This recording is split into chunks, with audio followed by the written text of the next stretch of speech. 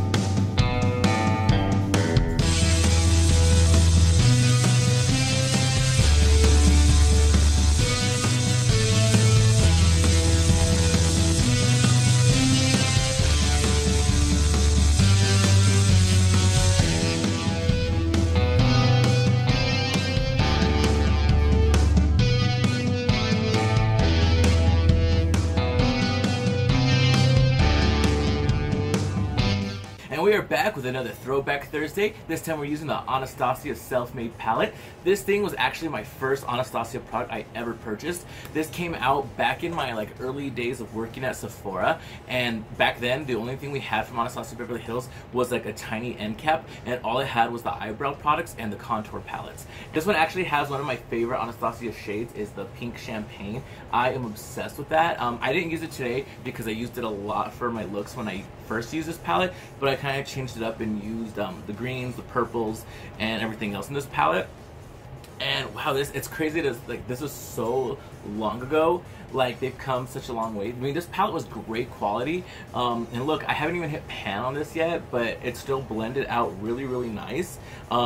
It's still looks and feels amazing. The shadows are still kind of very creamy and soft. I know I did last week, we did the Swamp Queen palette by Tarte and Graveyard Girl, and I actually used this shade today to contour. I've been obsessed with this. It's called Sweet Tea, and I've been using it to contour, and I fucking love it. I'm obsessed. And then today I did use to highlight. I used Riviera. This was one of the first highlights I ever bought from Anastasia.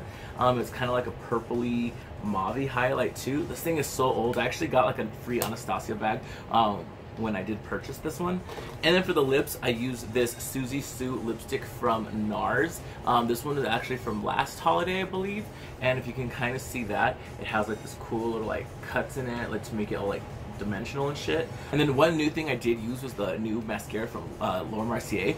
Bitch, this stuff is awesome. I still put fake lashes on because I always put fake lashes on. I feel like my looks aren't complete if I don't have them.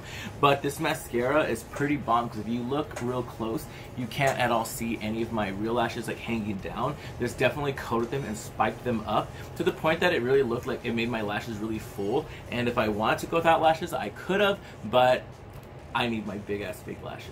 I can't get over how this looks today. I kind of did my makeup for this video, and all I'm really gonna go do is help a friend move some stuff into their house because they just bought new furniture. So that's pretty much all I have planned for today. But I mean, why not do it beat the fuck up, right? So a throwback story to go with this whole throwback makeup edition that I've been doing. There was this, the friend I'm going to help move today, actually. I've met him a little right after high school, and the other day me and him and my other friend were hanging out, and we were just talking about old shit from school and everything, and certain people. And there was this group of people that were kind of delusional. They actually didn't hang out with each other, but we kind of there was this one girl that he knew that was crazy delusional and had crazy stories, and there was this one guy that I knew, and I had been friends with them since middle school, but I don't know, he lived in this fantasy ass world of fake bullshit, and I don't know, I'm not gonna say his name to save him from embarrassment. I mean, no way, I'm not trying to bully him or anything, but it was just crazy because the friend, the guy I'm friends with today still, actually eventually met him, and the stories he told to him, I'm just like, what? It's insane. So I went to middle school with this guy. He was, Avi and him were friends. I kind of met him through other friends, and right off the back I could tell that he was trying way too hard to be liked, and a lot of the stories he would tell were just fucking bogus and crazy as shit. He claimed to be the super rich kid and all this other crap, but we all found out, of course, he was lying. And he was one of those self-hating Mexicans who tries to act like he's white or say that he's white, even though he's obviously not. But anyways, one of the main stories that sticks out for me with this guy was we had been friends in middle school because we were all kind of little gothy kids or whatever, and then right in high school, we were friends for like the first semester of our freshman year, and right away, I was actually the first person in my high school to come out, but because I've been wearing makeup and I kind of look like this since I was 13, so there was really no way of hiding it, or did I ever really care to hide it.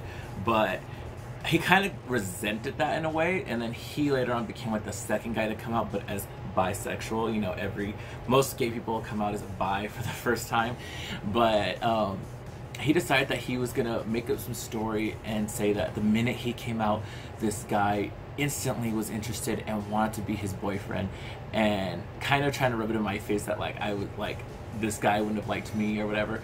And of course the guy he picks to have this fantasy relationship with, to tell me all about, of course, the stereotypical like captain of the football team, really cute guy. He was a really cute, really tall, really like lean, hot ass dude.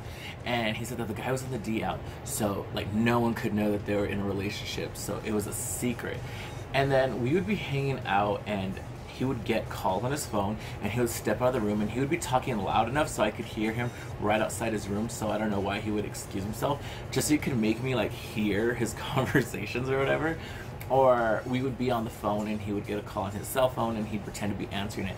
And I honestly feel like he was so like psychotic, and it was really just trying to make me jealous that he'd be on his phone pretending to talk to this guy on the other phone. He'd tell me like, hold on, I'm gonna put the phone down and talk to him real quick.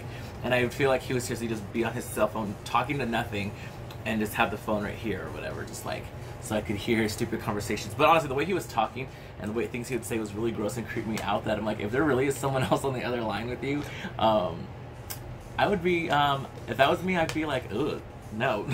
I don't know what this dude thought in his sick fantasy head, like, of how he would talk to people, because he was really a stuck-up piece of shit for no reason at all.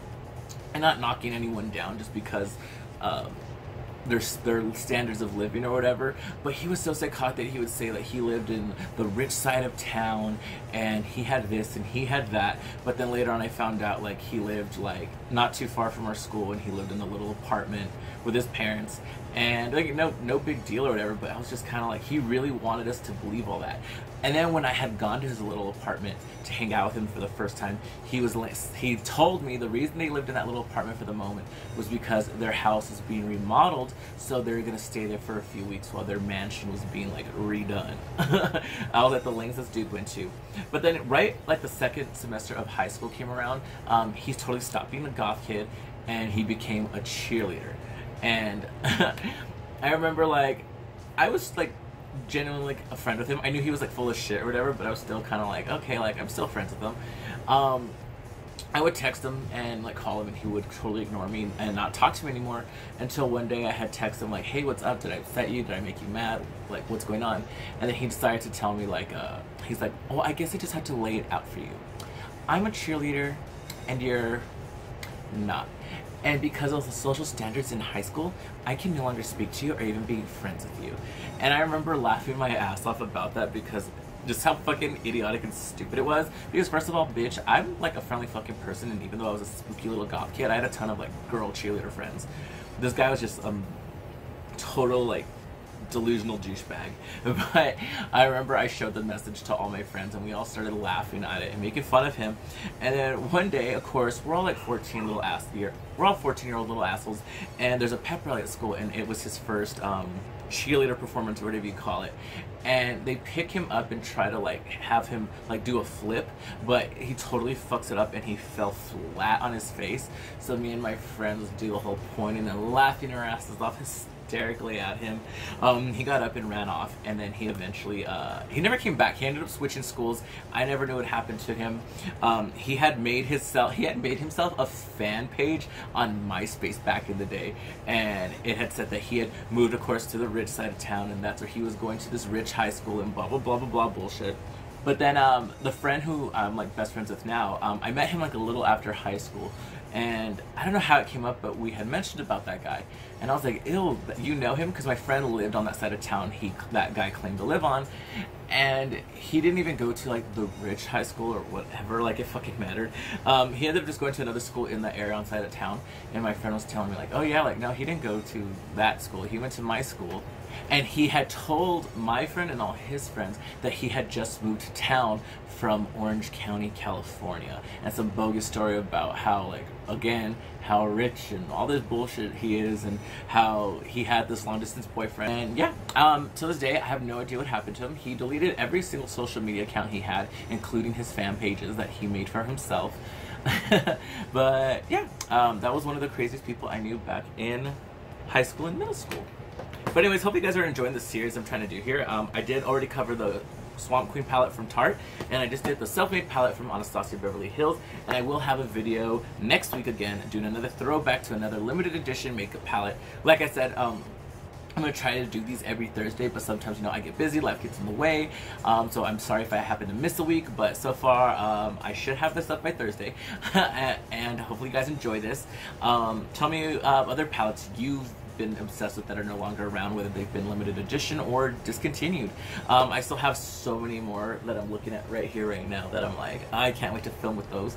So yes, that will be coming. I actually just posted my Jawbreaker video for the Jeffree Star Cosmetics, and I will be posting the Mini Breaker palette pretty soon. I just didn't have time to film that before doing this because Thursday's coming up, and I really wanted to get this out because I've gotten such a great response from you guys about liking this little series I'm trying to do here, so I really wanted to get the next thing out, and I'm excited to do the one for next week.